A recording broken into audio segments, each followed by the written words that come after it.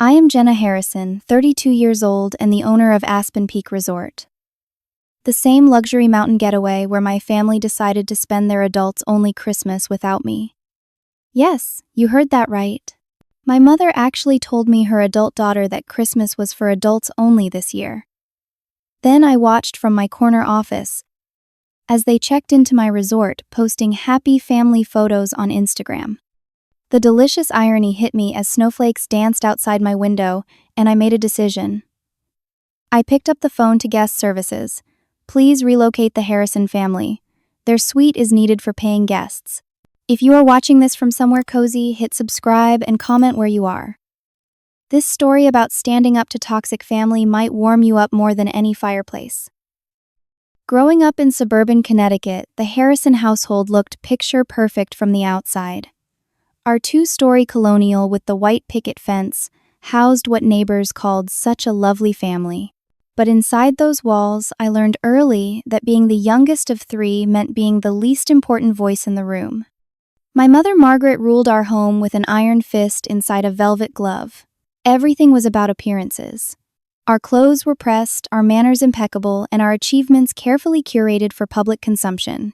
Dad Thomas Harrison spent most of his time at his accounting firm, coming home just long enough to ask about grades and sports standings before retreating to his home office. My older brother Kyle, 5 years my senior, was the golden child. Captain of the debate team, straight-A student, and eventually Yale Law School graduate. My sister Amanda, 3 years older than me, was the artistic one with her paintings hanging in local galleries by the time she was 16. And then there was me, Jenna, the afterthought. It was not that I failed. I actually excelled, academically graduating second in my high school class. But somehow my achievements never quite measured up in the Harrison hierarchy. When I scored perfect marks on a difficult exam, my mother would simply nod and say, "Well, that is to be expected, is it not?" When Kyle or Amanda accomplished something, there were celebrations and phone calls to relatives. My early interest in the hospitality industry emerged during a high school field trip to a historic hotel in Boston. Something clicked as I watched the intricate dance of service staff management and satisfied guests.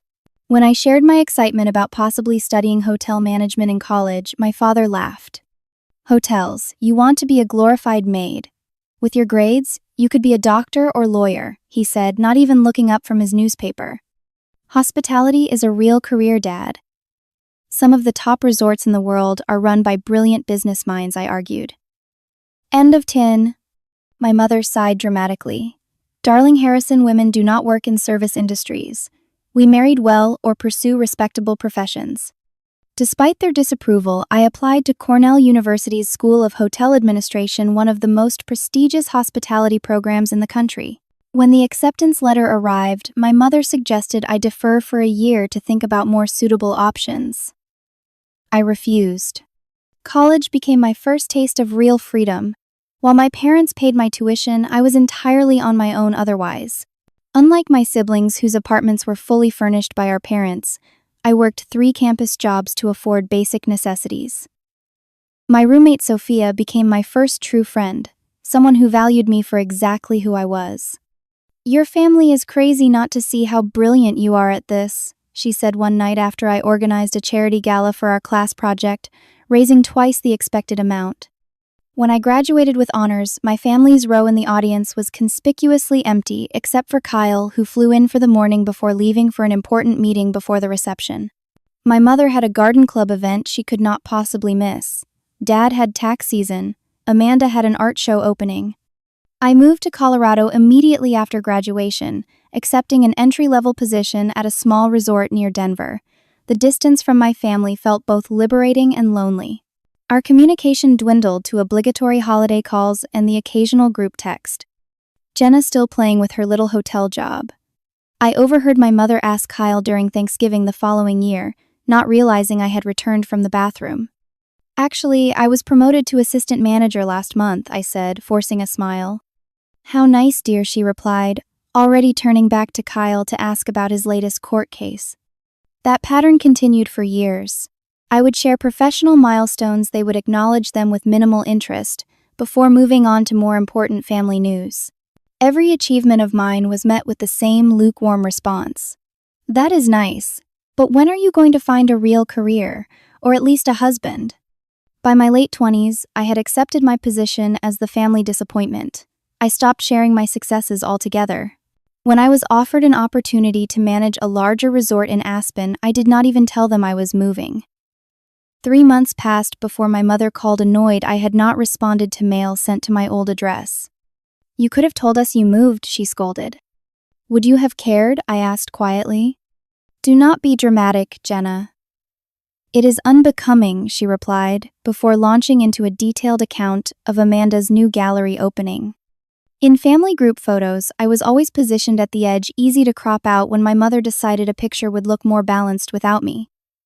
During family vacations, my preferences were never considered in the planning. If I suggested a restaurant, another option was inevitably chosen. If I wanted to see a particular site, suddenly everyone was too tired that day. I learned to carve out my own path separate from the Harrison name and expectations. Little did they know that path would eventually lead me to heights none of them had reached, and to a confrontation none of us would ever forget. Christmas had always been a production in the Harrison household. Mother would begin planning in August, ordering custom wrapping paper that matched the carefully chosen color scheme for that year. Father would handle the financial aspects, budgeting for extravagant gifts that would impress their social circle. Kyle and Amanda would eagerly participate in the festivities, while I found myself assigned to background tasks like addressing envelopes for the 200 Christmas cards or polishing the silver that would only be used once a year. For as long as I could remember Harrison family, Christmas had followed the same rigid pattern. Christmas Eve dinner at home with immediate family Christmas morning gift exchange, followed by brunch. Then the extended family would arrive for an elaborate evening dinner.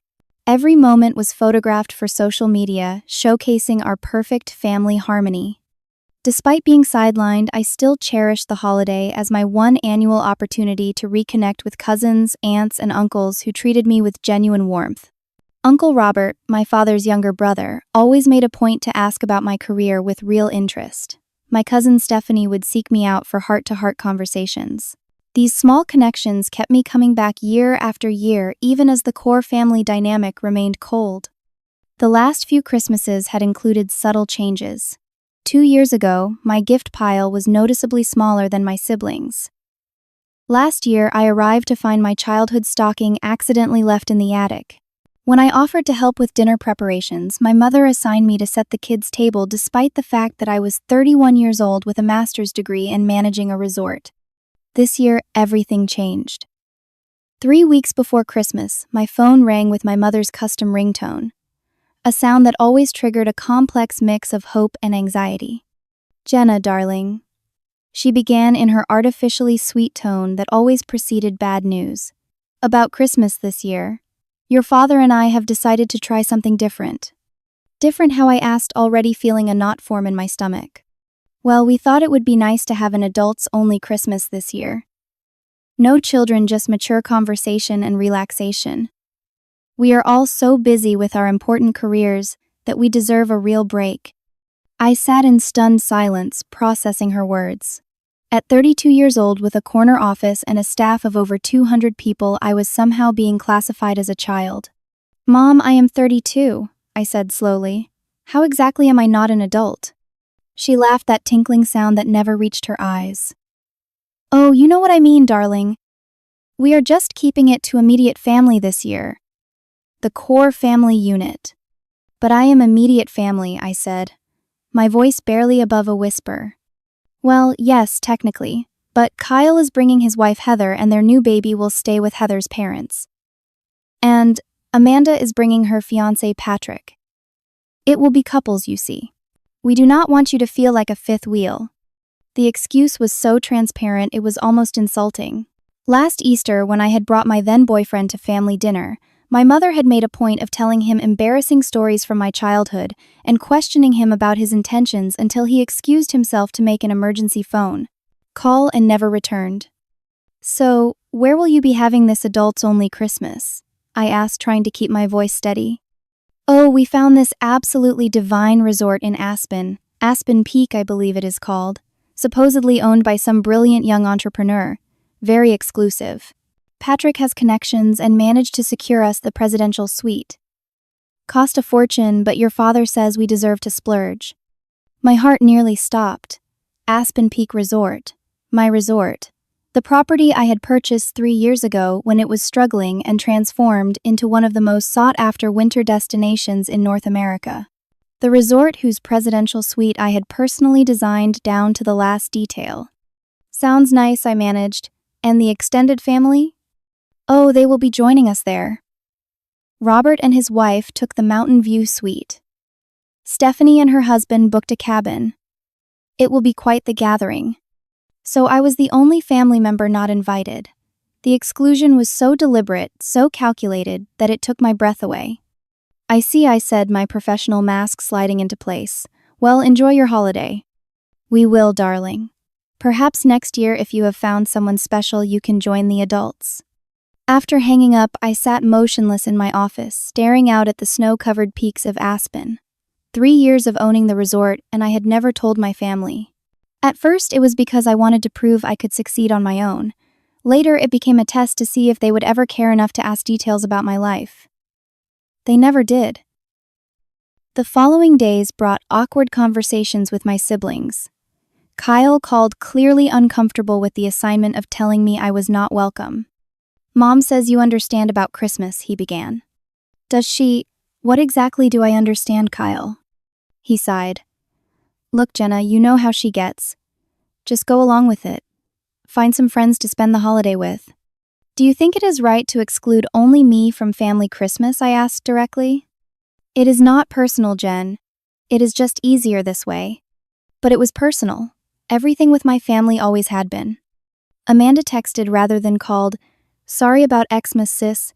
Tried to change Mom's mind, but you know how she is. We'll miss you. I doubted they would miss me at all. And I was right. 2 weeks before Christmas, the social media post began. First came Amanda's Instagram story, showing her and Patrick shopping for perfect ski outfits for our exclusive family Christmas. Then, Kyle's wife Heather posted photos of their luggage with the caption, Harrison Family Christmas. 2024. Here we come. Number blessed, number family first. My cousin Stephanie sent me a confused text. Hey Jenna, I thought you were coming to Aspen too. Your mom said you had to work and could not take time off. Is everything okay? So that was the official story. Poor workaholic Jenna, too dedicated to her job to join family Christmas. It was almost amusing how close to the truth they had landed while completely missing the point. The final blow came when my mother posted a family photo from their departure.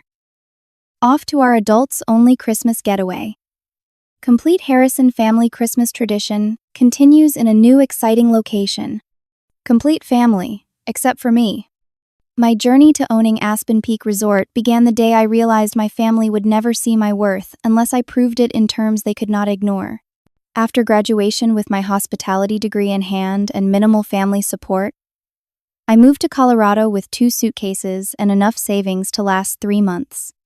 My first position was night shift front desk at Pine Lodge, a modest 3-star property outside Denver.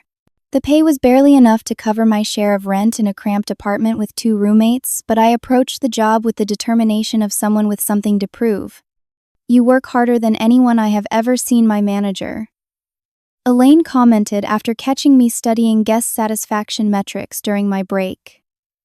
Elaine Williams was in her 50s, a hospitality lifer, who had worked her way up from housekeeper to management. But you need to work smarter, not just harder. Elaine became the mentor I desperately needed. She saw potential in me that my own family had dismissed. Under her guidance, I learned the intricacies of resort management that no textbook could teach. The difference between a good hotel manager and a great one is not how they handle things when all is going well, she told me. It is how they handle crisis. Can they keep their cool when the power goes out during a wedding reception? Can they make difficult decisions when a blizzard strands 300 guests? I absorbed every lesson volunteering for extra shifts and the most challenging assignments.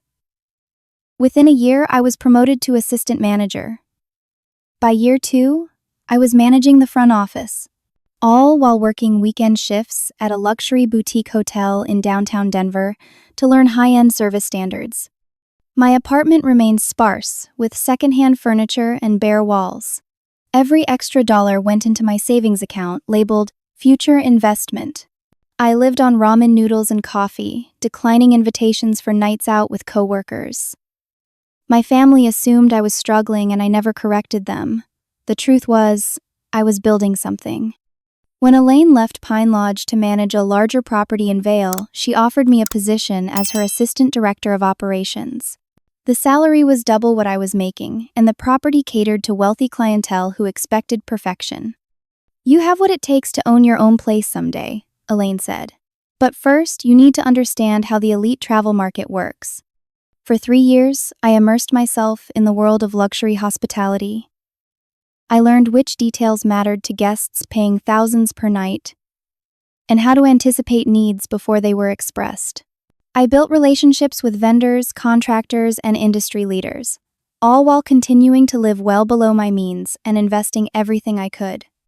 The opportunity came 5 years ago during the economic downturn. Aspen Peak Resort, once a premier destination, had fallen into disrepair under mismanagement. The property was bleeding money and the owners wanted out. I still remember standing in the grand lobby looking up at the massive timber beams and stone fireplace. Despite the worn carpet and outdated furnishings, I could see what this place could become. The location was unbeatable, the structure solid, the potential unlimited. The asking price was $8 million, an impossible sum for someone with my savings.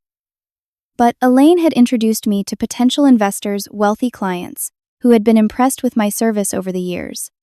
"I need $2 million for the down payment and $6 million in investment capital for renovations," I told them, presenting my detailed business plan. "Within 3 years, I can double your investment."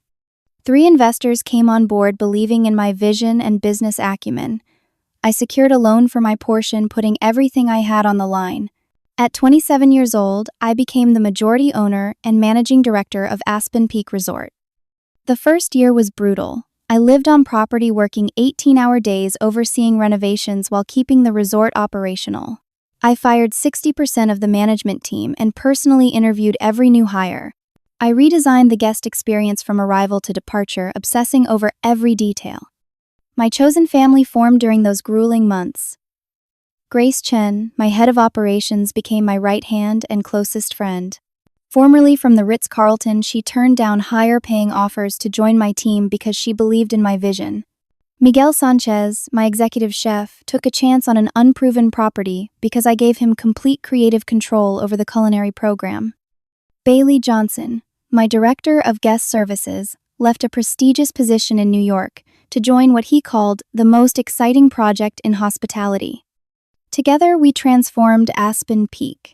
The renovated suites, with their blend of mountain luxury and modern amenities, began attracting celebrities and business leaders. Our restaurant earned a Michelin star in its second year.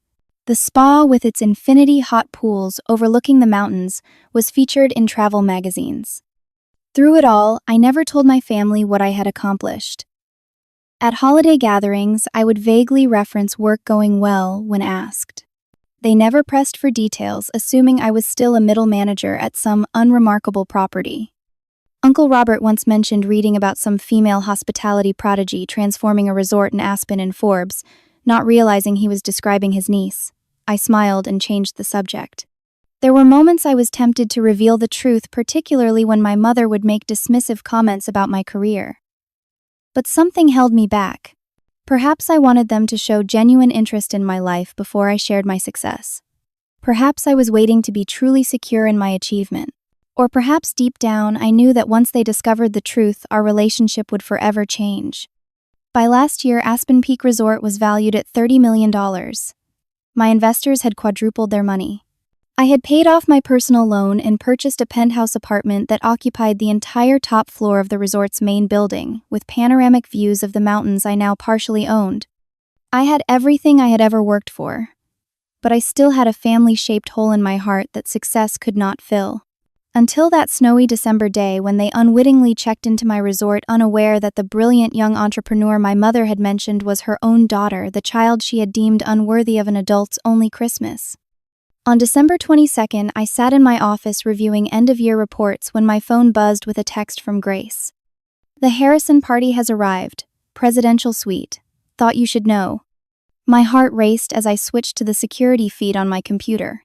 There they were, my family walking through the grand entrance of my resort. Mother draped in a fur coat that probably cost more than my first year's salary, surveying the lobby with critical eyes. Father checking his watch impatiently as the bellhops gathered their excessive luggage. Kyle and his wife Heather looking exhausted but putting on the expected Harrison display of affluence and superiority. Amanda and her fiancé Patrick taking selfies by the massive Christmas tree I had personally decorated with the design team. Your mother already asked to speak to management about the temperature in the lobby, Grace texted again. Apparently, it is 2 degrees too warm for optimal fur coat comfort. I should have felt angry, but instead found myself fighting back laughter at the absurdity of the situation. For years, I had imagined scenarios where my family discovered my success, but never had I pictured them unknowingly vacationing at my property while excluding me from their Christmas. Standard VIP treatment, I texted back to Grace. Nothing more, nothing less. Over the next 24 hours, I observed my family's behavior through staff reports and security feeds, a surreal experience that felt like watching strangers who happened to share my DNA. Within 3 hours of check-in, my mother had called guest services twice. First, to complain about the pillows being too plush, then to demand that the fresh flowers in the suite be replaced because roses were so tacky for Christmas. Bailey sent me updates throughout the day. Your father asked about the owner, said he would like to meet the young man who created such an impressive property. I told him the owner values privacy but would pass along the compliment. Their social media activity was equally revealing. Amanda posted a video tour of the presidential suite with the caption, "Home for the next week. Harrison family taking luxury to the next level this Christmas." Kyle's wife shared photos of their mountain view with hashtag blessed hashtag family is everything. The irony was not lost on me. The most painful posts came from the extended family. Uncle Robert shared a group photo at dinner with almost the whole Harrison clan together for Christmas. "Missing you, Jenna?" Cousin Stephanie sent me a private message. "This place is amazing. Your mom said you could not get time off work to join us, which seems weird for Christmas. Everything okay?" I did not respond. What could I possibly say? Through the resort's guest communication system, I could see their internal conversations. My mother had used the resort's tablet to message my father, Thomas. "We must get the name of the designer. This place makes the Carmichael's chalet look positively pedestrian. I cannot wait to see their faces when they see our photos." My sister requested information about booking the property for her upcoming wedding, noting in her request that money is no object for our special day. But the comment that truly broke my heart came during their first dinner at our restaurant. Grace had seated herself at a nearby table and later recounted the conversation. "Your mother was bragging about Kyle's latest case and Amanda's gallery opening," she told me. "Then someone asked about you." Your mother sighed dramatically and said, "Jenna is still finding herself working at some hotel in Colorado. She always was the free spirit of the family. We tried to guide her toward more appropriate careers, but she insisted on doing things her way." Then Grace continued, her eyes flashing with indignation. Your father added, "At least she is supporting herself. We worried she would never manage even that." I sat in stunned silence, absorbing this casual dismissal of my entire professional life. The kicker, Grace finished, was when your mother raised her glass and said, "To a perfect Christmas without any drama for once. Adults only was the right decision." That night I stood at the window of my penthouse watching snow blanket the mountains. Below me in the presidential suite, my family celebrated their exclusive Christmas, unaware that the hotel where their disappointing daughter worked was actually a multi-million-dollar resort that she owned. The same resort where they were currently guests, not by their own merit, but because I had built something extraordinary. For years, I had told myself their approval did not matter, that I had moved beyond needing their validation. But standing there excluded from their celebration, while literally above them, I could no longer deny the hurt that still lingered. It was time to decide what to do with this unexpected collision of my past and present. My first instinct was petty revenge. I imagined a dozen scenarios, their rooms suddenly developing maintenance issues, requiring relocation to standard accommodations. The thermostat mysteriously malfunctioning. "I mean in stairs." My first instinct was petty revenge, their reservations at the exclusive mountain dining experience accidentally being lost. I even drafted an email to housekeeping about reducing service to their suite before deleting it with a sigh. I had not built my success by being vindictive or unprofessional.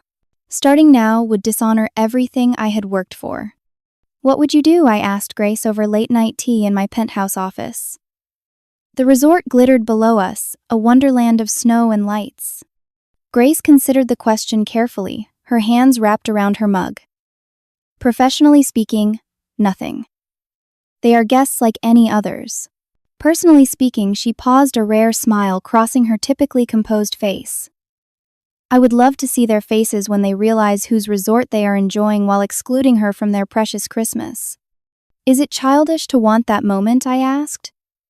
"To finally have them see me, really see me?" "It is human," Grace replied. "They hurt you, repeatedly. Wanting recognition is not childish, it is self-respect." I spent that night restless memories flooding back from years of dismissal and exclusion. Christmas when I was 16, receiving a generic gift card, while my siblings got personalized presents. College graduation, the empty seats where my parents should have been. Countless family photos where I was positioned at the edge, easy to crop out later. "You need to set boundaries," my therapist Lisa had told me years ago. "Your family has shown they cannot give you what you need emotionally. Accept that reality and build your life accordingly." I had followed that advice professionally but had never truly confronted them about their treatment. Part of me still hoped that someday, somehow, they would change. That my mother would apologize for her coldness, that my father would express pride in my accomplishments, that my siblings would acknowledge the disparity in how we were treated. At 2 a.m, I called Diana, my friend since freshman year of college, and the only person besides Elaine who had witnessed my entire journey. "They are staying at your resort for Christmas after explicitly excluding you. That is some cosmic karma," she said, after I explained the situation. "What would you do?" I asked. "Honestly, I would walk into that suite wearing a name badge that says owner and watch them choke on their eggnog," Diana replied without hesitation. "But that is because I am petty, and have wanted to tell your mom off since sophomore year when she said my career in marine biology was playing with fish."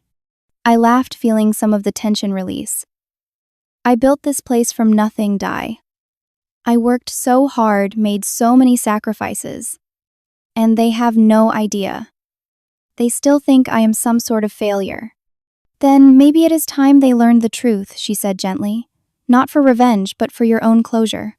You have been carrying this weight for too long, trying to prove yourself to people who never bothered to look at the evidence. Maybe seeing the reality will finally allow you all to have an honest relationship. Or at least allow you to fully move on if they still cannot see your worth." After we hung up, I walked through my penthouse, touching the things I had earned through years of dedication and sacrifice. The view alone was worth millions, yet my family had never even seen where I lived. They had never asked. I thought about different approaches to confrontation. I could invite them to my penthouse for drinks, revealing my position casually. I could have Grace arrange a meet the owner event and surprise them publicly. I could simply have my executive assistant call and inform them. None felt right. This moment needed to honor both my professional accomplishment and my personal dignity. It needed to set clear boundaries while leaving room for genuine reconciliation if they were capable of it. By morning, I had made my decision. I would confront them directly but privately. I would be honest about both my success and my hurt. I would give them one chance to see me, truly see me as I was now. Not the child they had dismissed, but the woman I had become despite their lack of support. I wrote out what I wanted to say, then revised it, removing the anger while keeping the honesty. This would not be about punishing them, but about standing in my truth. "Are you sure about this?" Grace asked when I shared my plan. "No," I admitted. "But I am sure I cannot spend another holiday pretending their treatment of me is acceptable. I cannot watch them enjoy the fruits of my labor while actively excluding me from their lives." I scheduled the confrontation for Christmas Eve afternoon. The presidential suite included a private dining room where we could speak without public observation. I arranged for Miguel to prepare a special afternoon tea service, partly because maintaining the highest professional standards mattered to me, and partly because I knew my mother could never resist cucumber sandwiches and petite fours. That morning I dressed with special care in a tailored charcoal suit that projected authority while remaining festive with a subtle burgundy silk blouse.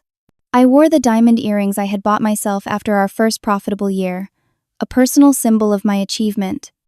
Looking in the mirror, I barely recognized the confident woman who gazed back at me, compared to the insecure girl who had left Connecticut with something to prove. Regardless of how my family responded, I knew my worth now.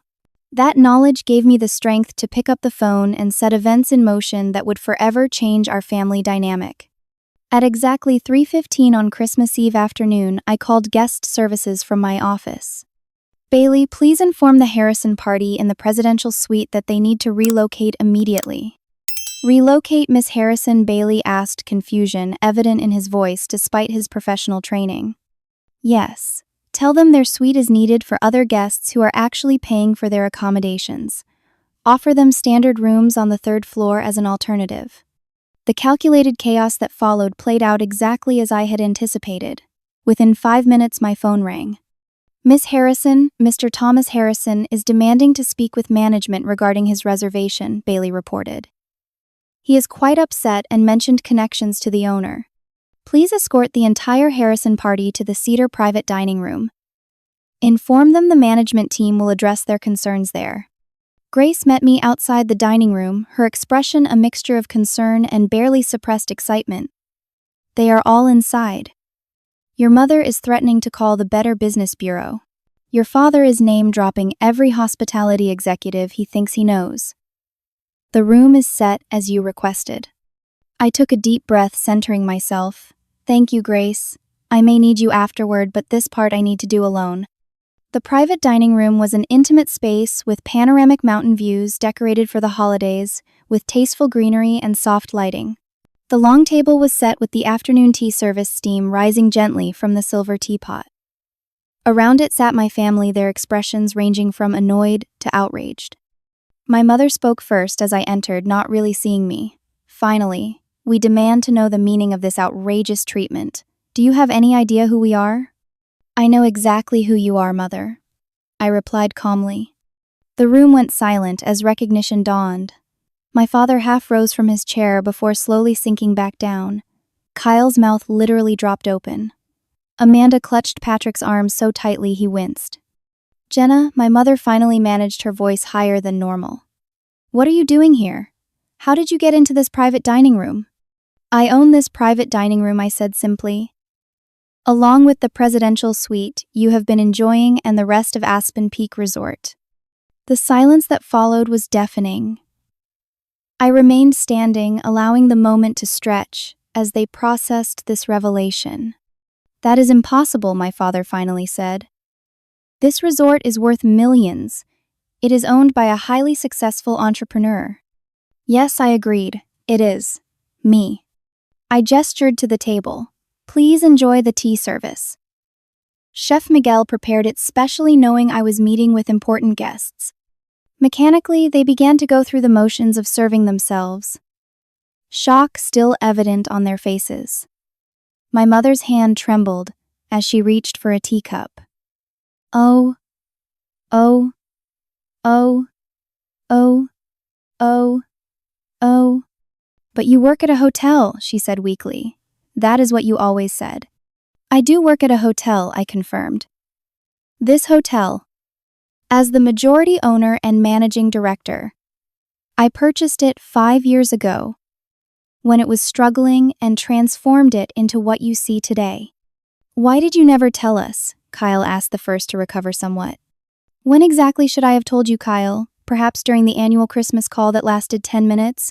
Or maybe during Thanksgiving dinner when Mom interrupted my promotion announcement to ask when I was going to find a husband? Or perhaps I should have mentioned it when you all planned a family Christmas vacation to my resort while explicitly excluding me from the invitation." My brother had the grace to look ashamed. "We did not know this was your resort." "Of course you did not know. None of you has ever asked me a single meaningful question about my career. You assumed I was failing because that fit your narrative about me." My mother's shock was beginning to transform into her more familiar defensive posture. Well, you could have corrected us at any time. It almost seems like you were being secretive on purpose. I acknowledged. At first because I wanted to prove I could succeed on my own merits. Later because I was waiting for any of you to show genuine interest in my life. That never happened. That is not fair, Amanda interjected. We ask about your work all the time. You ask perfunctory questions and then immediately change the subject when I begin to answer. I corrected her. Let me be more specific. In the 5 years I have owned this resort, not one of you has visited me in Colorado. Not one of you has asked where specifically I work or what my position entails. When I mentioned becoming director of operations 3 years ago, Dad asked if that came with dental insurance, and Mom asked why I was still using my business degree to play hotelier instead of finding a real career. Patrick, Amanda's fiancé, looked increasingly uncomfortable. Heather, Kyle's wife, stared intently at her teacup. So this whole relocation demand was, what exactly? Some sort of revenge, my father asked, his business tone emerging. This was me deciding that I will no longer pretend your treatment of me is acceptable, I replied evenly. You are guests at my resort, enjoying my hospitality while deliberately excluding me from your Christmas celebration, under the absurd pretext that it is adults only when I am 32 years old. The cognitive dissonance is staggering. My mother's face had turned an alarming shade of red. You are making a scene over nothing. Christmas this year is just for couples for the nuclear family. We did not want you to feel awkward being the only single person. Mother, please do not insult my intelligence on top of everything else, I said quietly. Uncle Robert and Aunt Caroline are here. Cousin Stephanie and her husband are here. Great Aunt Judith is here, and she is widowed, so clearly being part of a couple is not the actual criteria. I am the only family member who was excluded, and we all know it. Surprisingly, it was Kyle who broke the tension. She is right, Mom. We all know Jenna has been treated differently for years. I have gone along with it because it was easier than standing up to you, and I am sorry for that, Jen. What you have built here is incredible, and instead of celebrating your success, we have been diminishing you. That is on all of us. My mother looked betrayed by this defection. Kyle, that is ridiculous.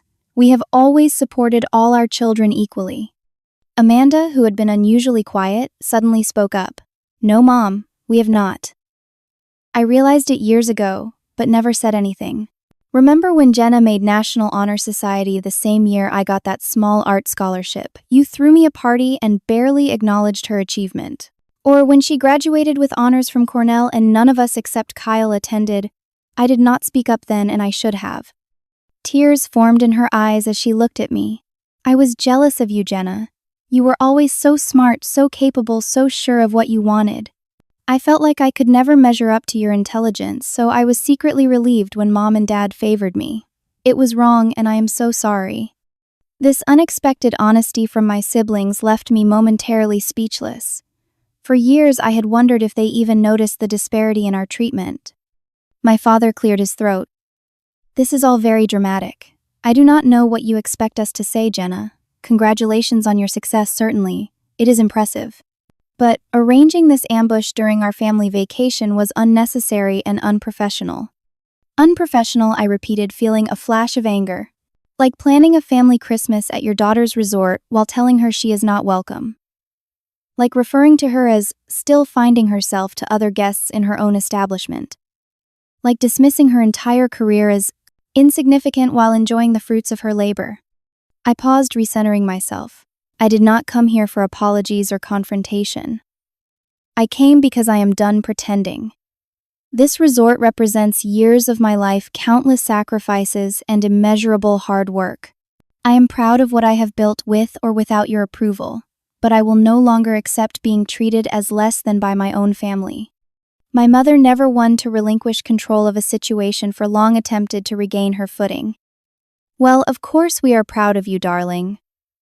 This is all just a misunderstanding. If you had simply told us about your success, we would have celebrated it appropriately. Would you? I asked quietly. When have you ever celebrated any of my achievements without qualifying them or immediately shifting attention elsewhere? Be honest, at least in this moment. The uncomfortable silence that followed was answer enough. I would like to propose a new family dynamic moving forward, I continued. One based on mutual respect and genuine interest in each other's lives. If that is something you are interested in, I am willing to start fresh. If not, I will accept that reality and adjust my expectations accordingly. My ultimatum hung in the air. For the first time in my life, I was setting the terms of our relationship rather than accepting whatever scraps of approval they offered. The aftermath of my revelation unfolded in unexpected ways. My parents left the resort that evening, my mother claiming a sudden migraine, and my father citing pressing business matters despite it being Christmas Eve. They checked into another hotel in town, unable to face the reversal of our power dynamic. Kyle, Heather, Amanda, and Patrick stayed. That night, Kyle knocked on my office door, something approaching humility in his expression. "Can we talk?" he asked hesitantly. I gestured to the chair across from my desk, now seeing my older brother clearly for perhaps the first time. Despite his legal success, there was an insecurity in his posture I had never noticed before. "I should have stood up for you years ago," he began. "I knew how Mom and Dad treated you was wrong, but it was easier to go along with it." "Why do you think they singled me out?" I asked, a question that had haunted me for decades. Kyle considered this carefully. "I think you scared them, Jen. You never needed their approval the way Amanda and I did. You had this inner compass that guided you regardless of their opinions. Mom especially cannot handle people she cannot control." He looked around my elegant office with genuine admiration. "What you have built here is extraordinary. I make 7 figures at my firm, but I am still just a cog in someone else's machine. You created something from nothing. That takes a kind of courage I am not sure I have." This vulnerable admission from my always confident brother touched me deeply. We talked for hours that night, truly connecting as adults for the first time. Amanda's reconciliation came the following morning, Christmas Day. She knocked on my penthouse door alone. "I need to show you something," she said, pulling out her phone. She opened her photo gallery to reveal hundreds of screenshots of my resort's Instagram account articles about the property and business profiles featuring me. "I have been following your career for years," she admitted. I was so proud but also intimidated. I never knew how to talk to you about it without sounding like I was only interested now that you were successful. "Why did you go along with excluding me from Christmas?" I asked. Tears filled her eyes. "Because I am a coward. Because Mom can still reduce me to a child seeking approval with one disapproving look. I hate that about myself." Her honesty created an opening for genuine connection. We spent Christmas morning sharing stories and slowly rebuilding trust that had been damaged by years of uneven family dynamics. Meanwhile, the resort continued operating at its peak holiday capacity. Grace had arranged a special Christmas Eve dinner in the staff dining room, where the employees, who had become my chosen family, gathered to celebrate.